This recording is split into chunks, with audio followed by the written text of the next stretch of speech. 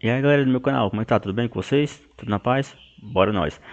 Hoje ó, vamos fazer essa revisão para a prova, porque na aula teve as apresentações e com isso levou muito tempo. Então eu achei melhor fazer essa revisão de forma virtual. Os conteúdos, como vocês já sabem, é o Simple Past, temos também as prepositions e temos também os connectors, tá certo? Tranquilo? Bom, vou começar logo pela ordem aqui, tá? O Simple Past. Lembrando, pessoal, que quando se fala de Simple Past, que é o passado simples, devemos ter em mente que temos regras para os verbos regulares e para os verbos irregulares, eles não vão seguir regra, eles vão ter a sua própria forma no passado, tá certo?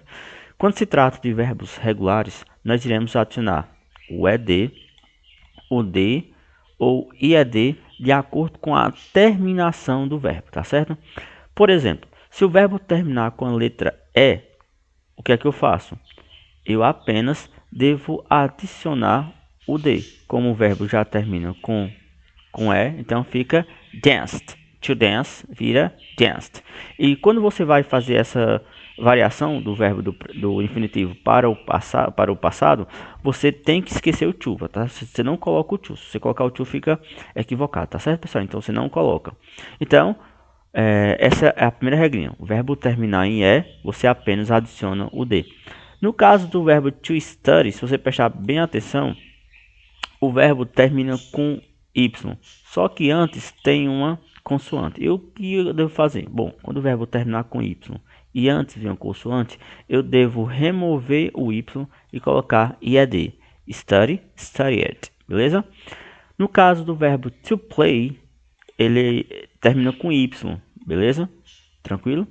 Só que antes nós podemos ver que temos uma vogal. Então, quando o verbo terminar com Y e antes for uma vogal, eu apenas devo adicionar o ed. Play, né, o to play vira played, played. Professor, e esse CVC aqui, o que é isso? Bom, o CVC é quando o verbo ele é consoante e vogal consoante. Aí quando seguir essa regrinha e ele for monossilábico, ou seja, só tem uma sílaba, eu devo duplicar a última letra e adicionar o ed. To stop, que fica stopped, stopped. Eu vou duplicar o P e adicionar o ed. Tranquilo? Bom, essa lista aqui de verbos irregulares é o resumo do resumo, tá certo? Como eu disse a vocês, vocês vão poder usar aquela lista de verbos, tá certo? Na prova. E você não vai poder emprestar o coleguinha. Cada um com o seu, dá um jeito de imprimir, que até o dia da prova dá tudo certo, beleza? Eu separei alguns verbos para servir de modelo. Por exemplo, o verbo to buy, to make, to read, to find e to eat. Todos esses verbos eles são irregulares. Por que eles são irregulares? Porque eles não vão seguir regra, eles vão ter a sua própria forma no passado. O to buy ele vira bought. E assim como no verbos regulares, eu não devo colocar o to, tá certo? Se eu colocar o to aqui, fica equivocado, tá certo? Então fica bought. To make vira made. To read vira read, read. To find vira found. To eat vira ate. Aí aqui eu separei algumas frases, só pra gente trabalhar. Luana ate 2 hamburgers. Luana comeu 2 hambúrgueres, beleza? Então no caso ficou ate. Janet and Britney bought a nice car. Janet, no caso, e Britney compraram um belo carro. Mike slept late last night. Mike dormiu tarde na noite passada. Sebastian found a wallet on the floor at the park. Sebastian encontrou uma carteira no chão no parque. E todos esses aqui que eu citei agora, eles foram com verbos irregulares, né? Aí eu trouxe aqui só para a gente mostrar uma frase com verbo regular. The baby cried last night. O bebê chorou noite passada. Bom, essa foi a forma afirmativa. Bom, para fazer a forma negativa, nós iremos precisar de uma ajuda. Essa ajuda é chamada de auxiliar, beleza? E o auxiliar do passado é o did. Como é negativa, vai ter a partícula not, did not. Ah, professor, eu manjo nos Paranauê, eu consigo fazer a forma abreviada. Se você manja, didn't, tá certo? Eu recomendo colocar o did not, porque assim você não vai esquecer de seguir a regrinha. Então, did not, e depois você deverá voltar ao verbo, a sua forma básica. Antes estava conjugado ele vai voltar para sua forma original sem o to. Você esquece o to, tá certo?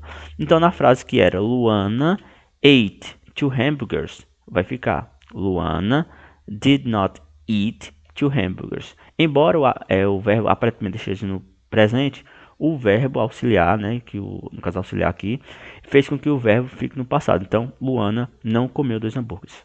Como eu disse a vocês, se vocês se sentirem confortáveis em fazer a forma abreviada, didn't. Luana didn't eat 2 hamburgers, né? Que a mesma tradução só foi a forma abreviada. Aí eu usei aqui com o verbo regular no caso. Hilton did not play chess with me yesterday. Hilton não jogou xadrez comigo ontem, tá certo? Então, o play é o verbo regular que nós já vimos anteriormente. Bom, para fazer a forma interrogativa, nós iremos precisar colocar o auxiliar, no caso o did, no começo da frase. O verbo também deverá voltar à forma original, à forma básica. E ao final, minha gente, a bendita interrogação. Cuidado nessa bendita interrogação, né? Espero que não fraqueje, mas pode ser que alguém fraqueje na interrogação. Mas bora nós. Did Mike sleep late? Sleep late last night? Mike dormiu até tarde noite passada. Dormiu tarde noite passada. Did Janet and Britney buy a nice car? Did Susan sing a nice song last Saturday? Bom, como nós podemos ver, todos os verbos em destaque estão nas suas formas básicas sem o to. E no começo tem o que? O did, o verbo na forma básica e a interrogação. É importantíssimo ter a interrogação, tá certo? Um exemplo com o verbo, no caso lá, um verbo regular. Então, vamos pegar o did, né? Aí depois vem o que? Hilton. Sorry. Depois tem o que? Tem o play, que é a sua forma básica. Chess with me yesterday. E aqui eu devo colocar a interrogação. Tranquilo? Fácil, né? Bom, iremos agora abordar as prepositions. Pessoal, quando se fala de preposition, não vá se preocupar em tradução. Porque se você for puxar na atenção, vão ser a mesma tradução e devemos focar no uso, tá certo? Como eu disse a vocês, o in nós iremos usar antes de estações do ano, meses sem data, tá certo? Bom, basicamente, e expressões do dia. Na frase aqui, Luciana studies in the morning. Lembrando que pode ser in the morning, in the afternoon, in the evening. E para night? Bom, para noite nós iremos usar o at night, tá certo? Vamos por parte. Outra frase aqui. Moana was born in December. Moana nasceu em dezembro. Então, no caso aqui eu coloquei o in, por quê? Porque está somente o mês e não tem o dia específico. They were in Barcelona last year. Aqui temos uma cidade na Espanha, né? They were in Barcelona last year. Eles estavam em Barcelona no ano passado. Bom, para que eu uso o on? Nós iremos usar o on para dia da semana, meses com datas e nome de ruas, tá certo? I have English classes on Wednesdays. Eu tenho aulas de inglês nas quartas, beleza? Então aqui eu usei o on porque temos aqui o dia da semana. Juliana was born on December 16th. Juliana nasceu no dia 16 de dezembro. Mais uma vez, aqui temos o mês e aqui temos a data. Moacir lives on Salvador Street. Moacir mora na rua Salvador.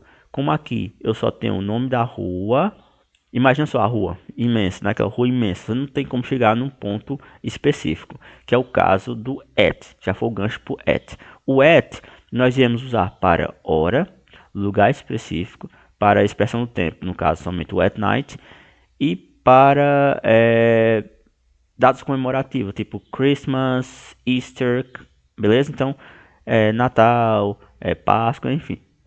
Vamos na frase. The classes start at 7 o'clock. As aulas começam às 7 horas em ponto. Então, no caso, o o'clock é quando a hora é exata. I don't have classes at night. Eu não tenho aulas à noite. Então, no caso, o at night. Então, só para reforçar. In the morning, in the afternoon, in the evening e at night. Beleza? E Karen bought a bike at 25 Salvador Street. Karen comprou uma bicicleta na rua número 25 da rua São Salvador. Beleza? Então aqui tem a informação completa, dizendo o local e o número da casa. Ou seja, diferente do on, você imagina a rua todinha. Então, quando colocou o número, então você deve colocar o at, porque se tornou algo específico. Você vai chegar lá e vai saber onde é sem nenhum problema. Bom, os connectors que eu separei para vocês, somente de adição e oposição. Somente esse na prova, tá certo? Para ficar mais fácil, para mais relax, beleza? Aí nós temos aqui definir se é adição ou se é oposição.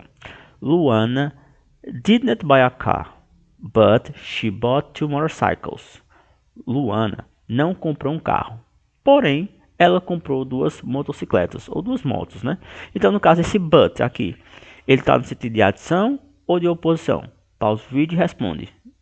Respondeu? Beleza, então, nesse caso, temos oposição. Ela não comprou um carro, porém, contudo, entretanto, ela comprou 2 motos.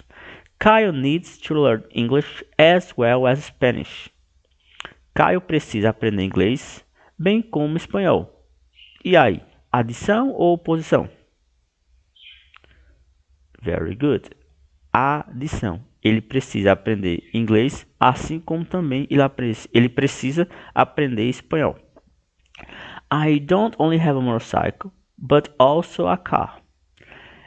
Aqui, de certa forma, temos uma pegadinha. Nós temos aqui a palavra but, que nós vimos anteriormente, que é oposição.